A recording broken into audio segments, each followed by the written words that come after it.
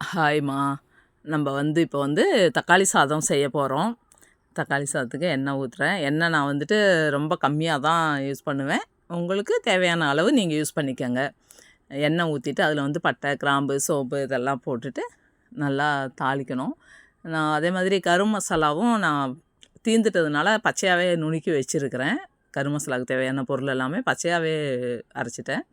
அதுவும் ஒரு ஸ்பூன் நான் எண்ணெயில் போட்டுட்டேன் பச்சையாகனால. வறுத்து பவுட்ரு பண்ணாக்கா நம்ம மிளகாத்தூள்லாம் போடும்போது யூஸ் பண்ணிக்கலாம்.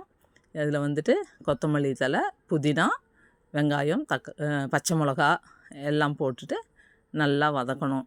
வதங்கிறது ரொம்ப நல்லா வதங்கணும். நான் தக்காளி சாதம் செஞ்சு எப்படியும் ஒரு 2 வருஷமே இருக்கும். ரொம்ப நாளாக தக்காளி சாதமே செய்கிறதில்ல. நம்ம வீட்டில் அதாவது ஒரு 30 வருஷம் முன்னாடியெல்லாம் வாரத்தில் 2 நாளைக்கே தக்காளி சாதமாக தான் இருக்கும். இப்போ 2 வருஷத்துக்கு அப்புறம் இப்போ தான் செய்கிறேன். ஒரு ஸ்பூன் இதில் இஞ்சி பூண்டு போட்டுட்டேன். வெங்காயம் வதங்கும் போது இஞ்சி பூண்டும் நல்லா வதக்கிடணும். வதக்கிட்டு நல்லா வதங்கினதுக்கப்புறம் நம்ம தக்காளியும் அதில் சேர்த்துடணும். சேர்த்துட்டு தக்காளி, கொத்தமல்லி தழை கொஞ்சம் நான் வச்சுக்கிட்டு பாக்கி போட்டிருக்கேன் லாஸ்ட்டில் போடுறதுக்காக. தக்காளியும் போட்டுட்டு நல்லா வதங்கணும். வதங்கணுன்னா நல்லா வதங்கினா தான் அது டேஸ்ட் வரும். நம்ம எப்படி பிரியாணிக்கெல்லாம் நல்லா வதக்குறோம் அது மாதிரி நல்லா வதங்கணும். நல்லா வதங்கினதுக்கப்புறம் தான் நம்ம தேவையான அளவு தண்ணி ஊற்றணும். நான் 2 கிளாஸ் அரிசி கழுவிட்டு ஊற வச்சுருக்கேன். கொஞ்சம் நேரம் தண்ணியில் போட்டு வச்சுருக்கிறேன்.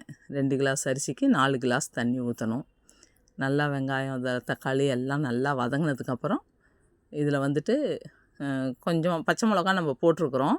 அதனால் கொஞ்சமாக மிளகாத்தூள் ஒரு 1/2 ஸ்பூனு, உங்களுக்கு காரம் எந்த அளவுக்கு தேவையோ அது மாதிரி நீங்கள் போட்டுக்கலாம். நான் சும்மா கொஞ்சம் ஒரு 1/2 ஸ்பூன் மிளகாத்தூள் போடுறேன்.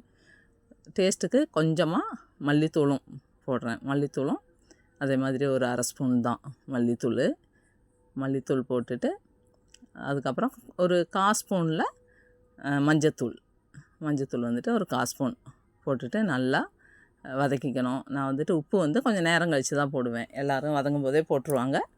நான் கொஞ்சம் நல்லா வதங்கினதுக்கப்புறம் தான் நான் உப்பு போடுவேன். நல்லா வதக்கிட்டு அதுக்கப்புறம் தான் கொஞ்சமாக நமக்கு தேவையான அளவு உப்பு போட்டுட்டு நல்லா வதக்கிக்கணும்.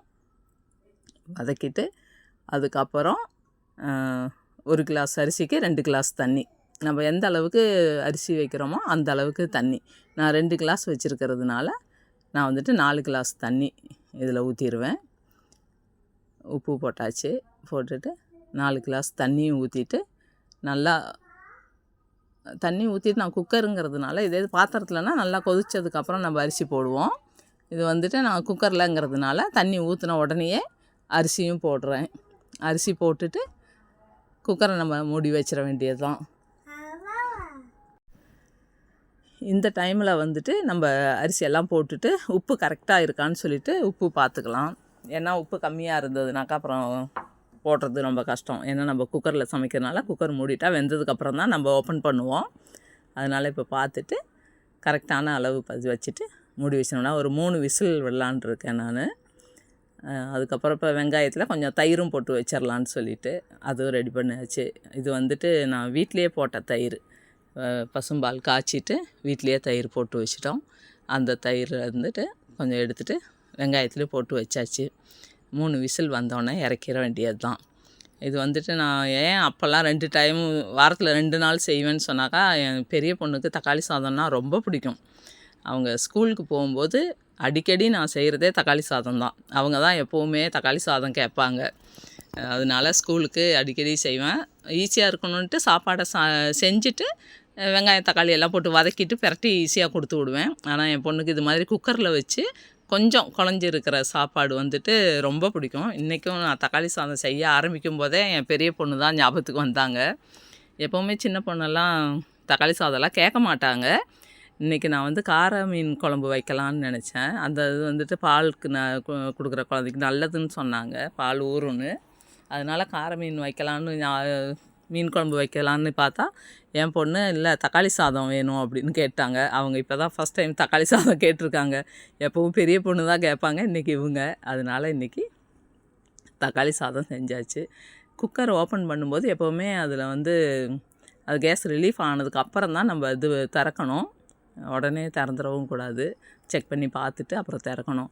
இதில் வந்து கொஞ்சம் கொத்தமல்லி தழை வச்சுருந்ததை மேலே தூவிட்டு நம்ம நல்லா கிண்டி விட்டுட்டு நல்லா எடுத்துக்க வேண்டியது தான். நல்லா சூப்பராகவே வெந்திருக்கு. ஒரு குழையவும் இல்லை. நல்லா கரெக்டான பதத்தில் இருக்குது சாப்பாடு. தக்காளி சாதம் ஏன்னா பிரியாணி மாதிரி ஒன்றில் ஒன்று ஒட்டாமல் இருந்தால் தக்காளி சாதம் நல்லா இருக்காது. அது வந்து நம்ம சாப்பாடு வச்சு தாளிக்கிறோம் பார்த்திங்களா, அப்படி எடுக்கிறது தான் அது மாதிரி தான் வரும். இதில் செய்யும்போது கொஞ்சம் ஒரு இதாக இருக்கும், நல்லாயிருக்கும்.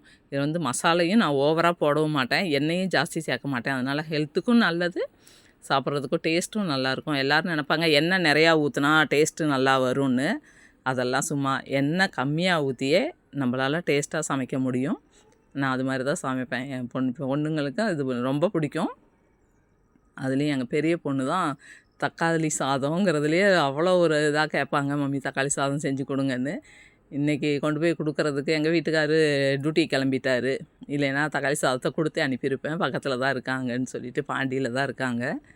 அவங்களுக்கு இன்றைக்கி கொடுக்க முடியலையேன்னு கவலையாக இருக்குது. எப்படியும் பிள்ளைங்களுக்கு ஸ்கூல் லீவ் விட்டால் வருவாங்க.